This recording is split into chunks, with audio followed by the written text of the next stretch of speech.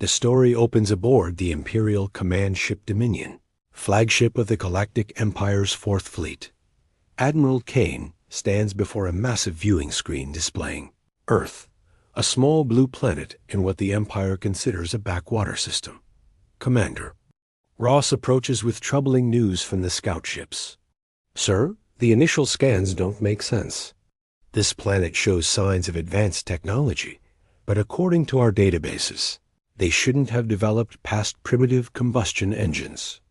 The Empire has been expanding for 3,000 years, cataloging and absorbing countless worlds. Their predictive models can determine a species' technological development within centuries of accuracy. Earth was supposed to be a simple mining operation: extract resources, relocate the primitive humans to a reservation world. Move on. Captain Vale returns from the first reconnaissance mission with footage that shocks the command staff. The humans have somehow leaped from basic electronics to quantum computing in mere decades. Their cities pulse with energy signatures that rival Empire core worlds. Show me the military installations, Admiral Kane orders. The footage reveals something impossible: human warships that shouldn't exist. Energy shields powered by technology the Empire doesn't recognize. Weapons that seem to bend the laws of physics. Dr. Ellis, the fleet's chief scientist, examines the data with growing confusion. Admiral, their power sources are reading as stable fusion, but the energy output suggests something far more advanced. And their ships, they're using materials that our sensors can't properly identify. Admiral Kane has conquered 47 worlds. Each followed the same pattern: brief resistance, quick surrender, integration into the Empire. But Earth's readings suggest a civilization that developed along an entirely different technological path. The Admiral contacts High Command on the capital world of Prima. The response is immediate and dismissive.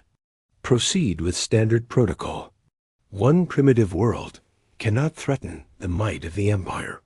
But as more scout data arrives, the situation becomes stranger. Human technology appears to be based on principles the Empire abandoned millennia ago as impossible. Yet somehow, impossibly, it works. The part ends with Admiral Kane making a fateful decision. Instead of the planned orbital bombardment, he orders a diplomatic first contact. Something about Earth doesn't fit the Empire's understanding of technological development, and he needs to know what they're dealing with before committing his fleet to battle. Asterisk. The first diplomatic meeting takes place on Luna, Earth's moon, at a hastily constructed neutral facility. Admiral Kane brings his finest scientists and military advisors. The humans send a small delegation led by Director Adams from Earth's defense. Coalition. Dr. Ellis immediately begins scanning the human technology with concealed sensors. What he discovers defies everything he knows about physics. The humans' simple devices operate on quantum principles that the Empire's greatest minds declared theoretically impossible. Your power armor, Dr. Ellis says to the human security detail, it's running on contained antimatter reactions. But the containment field, it's using gravitational manipulation on a molecular level. That should require technology we won't develop for another 1,000 years. Director Adams smiles politely. We found that thinking small often leads to big breakthroughs. Your Empire seems to prefer brute force solutions. The Empire's approach to technology has always been about scale, bigger ships, more powerful weapons, massive energy expenditures. They achieved faster-than-light travel through sheer force, tearing holes in space-time with enormous engines. The humans, isolated and resource-limited, were forced to be efficient. They developed nanotechnology when the Empire was still using kilometer-long manufacturing facilities. They cracked clean fusion while the Empire was strip mining entire planets for fuel. Commander Ross studies the human spacecraft through the facility's windows. They're impossibly small compared to Empire vessels, Yet sensor readings suggest they're just as powerful. How? He asks Director Adams. When you can't build bigger, you build smarter, Adams replies. Every human innovation came from necessity. We couldn't waste resources on massive projects, so we made every atom count. The meeting reveals the core difference between the civilizations. The Empire conquered its way across the galaxy, absorbing technologies from thousands of worlds, but never truly innovating. They became masters of overwhelming force, but forgot the elegance of efficient design. Earth, alone and unaware of the greater galaxy, pushed the boundaries of science in ways the Empire never considered. Without the option to simply take what they needed from other worlds, humans learned to extract maximum potential from minimum resources. Dr. Ellis requests permission to examine a human computer. What he finds shakes his understanding of reality. This device has more processing power than our flagship's main computer, yet it fits in your palm. The quantum processing matrix. It's operating in 11 dimensions simultaneously. 12, actually, Director Adams corrects. We're still working on optimizing the 12th dimensional interactions. Admiral Kane realizes his fleet faces an enemy unlike any in Empire history. Not more powerful necessarily, but operating by completely different rules. Rules that might make their overwhelming numbers irrelevant. The part ends with a demonstration. Director Adams activates a small device that creates a localized distortion in spacetime, moving Luna several meters out of its normal orbit for exactly 3 seconds before returning it to perfect position. The energy expenditure is minimal. The Empire would need a planet-sized machine to achieve the same effect. Asterisk. Admiral Kane returns to his flagship deeply troubled. The diplomatic meeting revealed that Earth isn't just technologically advanced. They're advanced in ways that make them potentially unstoppable. He calls an emergency meeting with his senior staff. Report on Earth's military capabilities. He orders Commander Ross. The intelligence gathered is disturbing. Earth's military doesn't rely on massive dreadnoughts or planet-killing weapons. Instead, they've created precision instruments of warfare that use the Empire's own size against them. Captain Vale presents the analysis. Their fighters are bigger than our escape pods, but they're equipped with something they call quantum torpedoes. Each weapon can phase shift through solid matter and detonate inside a target. Our shields are useless. Dr. Ellis adds his findings. Sir, they've weaponized their miniaturization technology. They can deploy millions of microscopic drones that can disassemble our ships at the molecular level. And their defensive systems. They don't use energy shields like us. They manipulate local gravity to deflect incoming fire. The Empire's military doctrine is based on overwhelming firepower. They field massive fleets of heavily armed battleships that can reduce planets to ash, but Earth's approach makes their traditional advantages meaningless. Show me their largest warship. Admiral Kane demands. The surveillance footage reveals Earth's flagship, a sleek vessel barely a tenth the size of an Empire cruiser.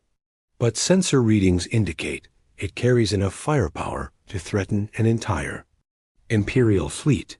How is that possible? Commander Ross asks. Dr. Ellis explains with growing amazement. They've compressed antimatter warheads to the size of marbles. Each one has the destructive potential of our largest plasma cannons. And they can manufacture them in minutes using automated systems. The Empire builds weapons in massive factories. Over decades, Earth can apparently produce equivalent firepower in their garage workshops using 3D printers and artificial intelligence. Admiral Kane contacts High Command again, trying to explain the situation. The response is predictable. Admiral, you're describing impossibilities. No single world can threaten the Empire. Proceed with invasion protocols immediately. But Kane knows better now. He's seen the footage of human mining operations that can hollow out asteroids in hours. He's witnessed their construction drones that can build space stations from raw materials in days. If they can do that, what can their military accomplish? The breakthrough comes when Dr. Ellis realizes the fundamental difference in approaches. Admiral, we think big and build big. They think precisely and build perfectly. We use a sledgehammer. They use a scalpel. A demonstration of human precision arrives unexpectedly. Without warning, every Empire ship in the solar system simultaneously experiences minor system failures. Nothing critical. Life support remains stable, engines stay online. But every single targeting computer displays the same message. Courtesy. Of Earth Defense Coalition, please reconsider your intentions. The hack required infiltrating thousands of separate systems across dozens of ships, each with different security protocols. The Empire's best cyber warfare specialists couldn't accomplish such a feat in months of preparation. Earth did it in minutes, through quantum encrypted communications the Empire didn't even know existed. Sir, Captain Vale reports with barely concealed panic. They're inside our entire fleet. They could have shut down everything if they wanted to. Admiral Kane stares at the message on his screen. Earth isn't just defending itself. It's demonstrating that it could have already won. If it chose to. The humans are giving the Empire a chance to reconsider, showing mercy to a force that came to destroy them. The part ends with a chilling realization. The Empire has spent 3,000 years conquering primitive worlds and absorbing their basic technologies. They've become a massive, lumbering giant. Earth, forced to innovate in isolation, has become something unprecedented, a civilization. That makes the impossible routine.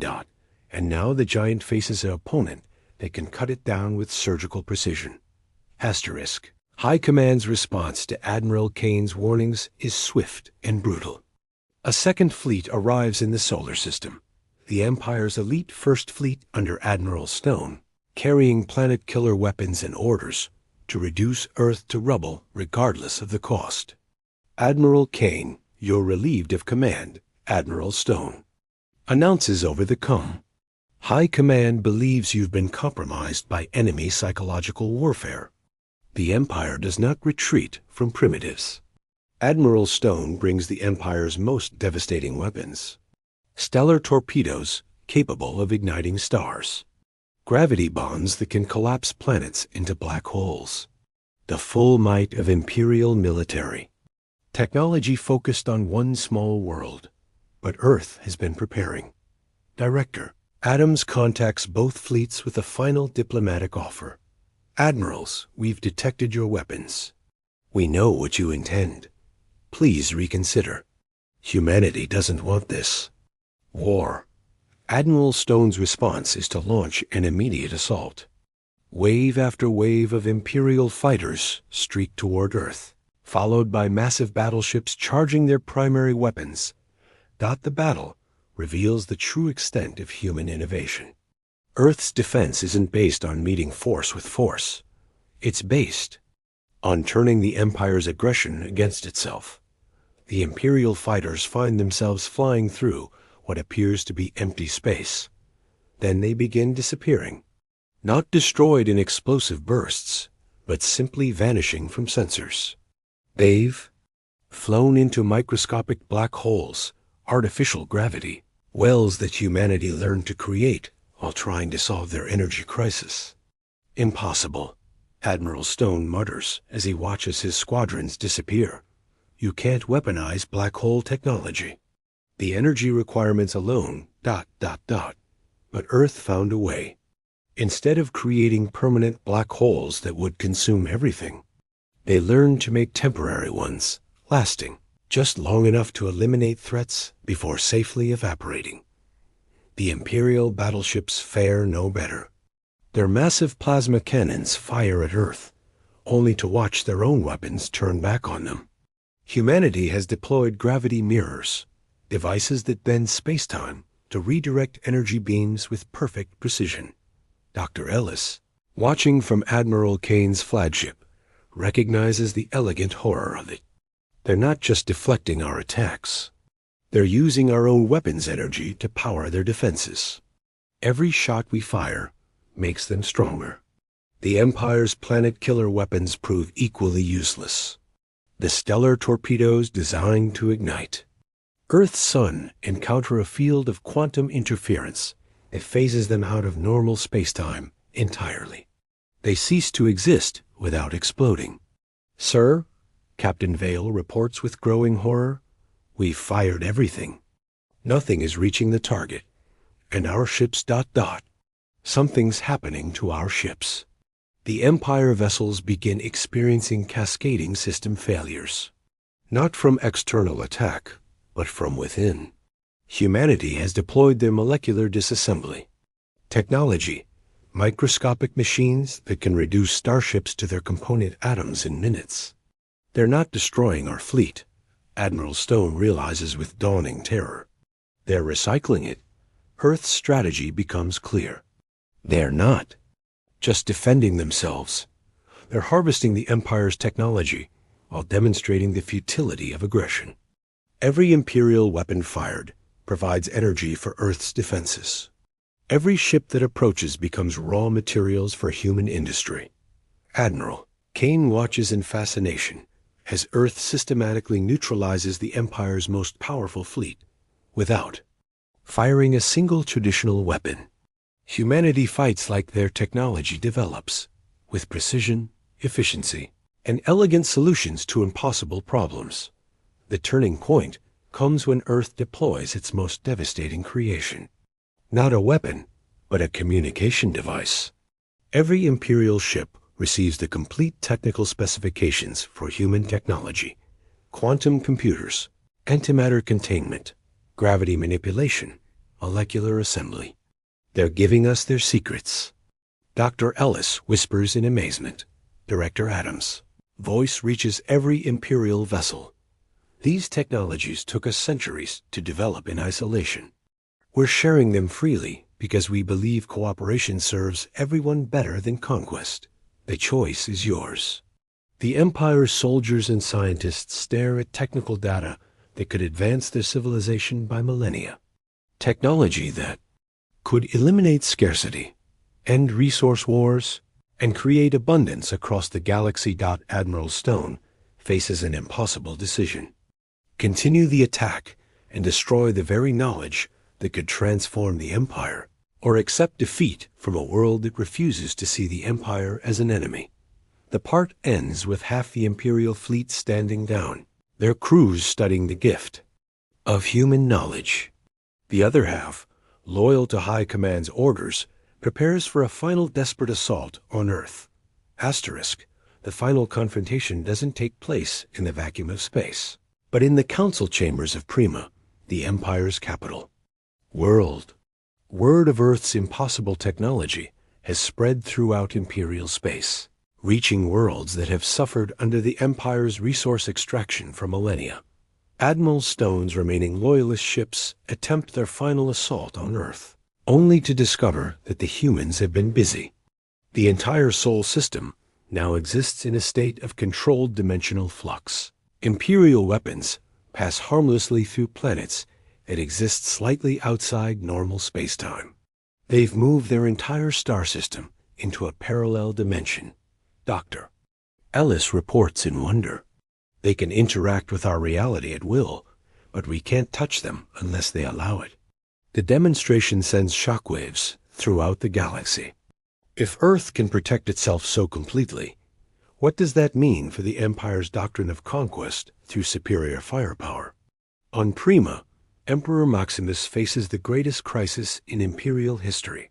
Dozens of subjected worlds have intercepted Earth's technology broadcasts and begun developing their own versions of human innovations. The Empire's control, built on technological superiority, crumbles as every world gains access to tools that make them self-sufficient. "Your Majesty," reports General Hayes, "the outer colonies are declaring independence. They're using human replication technology to build their own fleets. Our garrison forces are outnumbered 1,000 to 1. The Emperor's advisors recommend deploying the Empire's ultimate weapon, reality bombs, that can erase entire star systems from existence. But even these prove useless against an enemy that can shift between dimensions at will. Director Adams arrives on Prima not as a conqueror, but as a diplomat.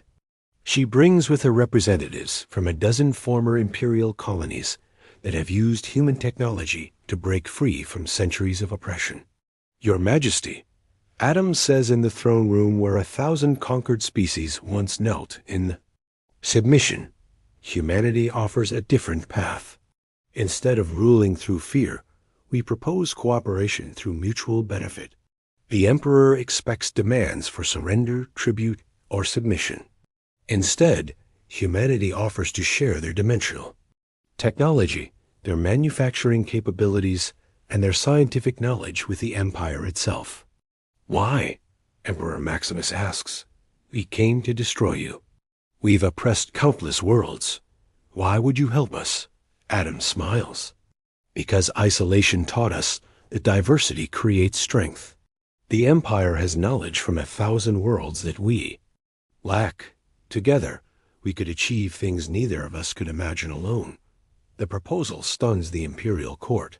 Earth offers to establish a new galactic confederation based on voluntary cooperation rather than forced submission.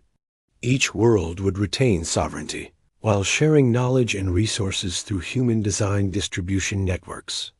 Admiral Kane, now serving as humanity's military liaison, presents the defense implications. The technologies we're offering don't just create abundance, they make traditional warfare obsolete. Any world with quantum manufacturing and dimensional displacement becomes impossible to conquer.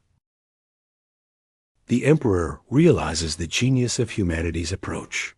By making every world capable of perfect defense, they eliminate the possibility of conquest-based empires while creating networks of mutual dependence that encourage cooperation. Dr. Ellis, now working alongside human scientists, marvels at the collaborative breakthroughs.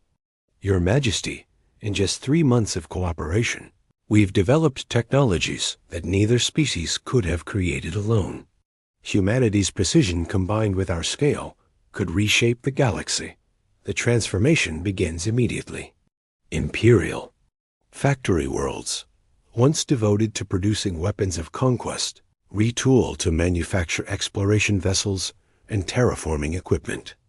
The Empire's vast military becomes a galactic engineering force, using human-enhanced technology to create habitable worlds rather than destroy them. Within a year, former imperial colonies become voluntary partners in humanity's expanding confederation. Trade flows along quantum communication networks that make instantaneous commerce possible across galactic distances. Scientific discoveries spread at light speed to every connected world. The story concludes with Emperor Maximus, now elected, leader of the Galactic Confederation, standing with Director Adams as they observe the launch of humanity's greatest project, a dimensional gateway that will allow exploration beyond their own galaxy. We spent 3,000 years conquering our own galaxy, the Emperor reflects. Now, working together, we're ready to explore infinite new frontiers. Adams nods, watching as Earth's impossible technology opens doorways to universes beyond imagination. This is what humanity learned in isolation, Your Majesty. When you can't expand through conquest, you expand through innovation. When you can't take from others, you create what never existed before. The galaxy that once trembled before Imperial might now reaches toward infinite possibility, united not by fear, but by the human dream of turning the impossible into reality. Asterisk.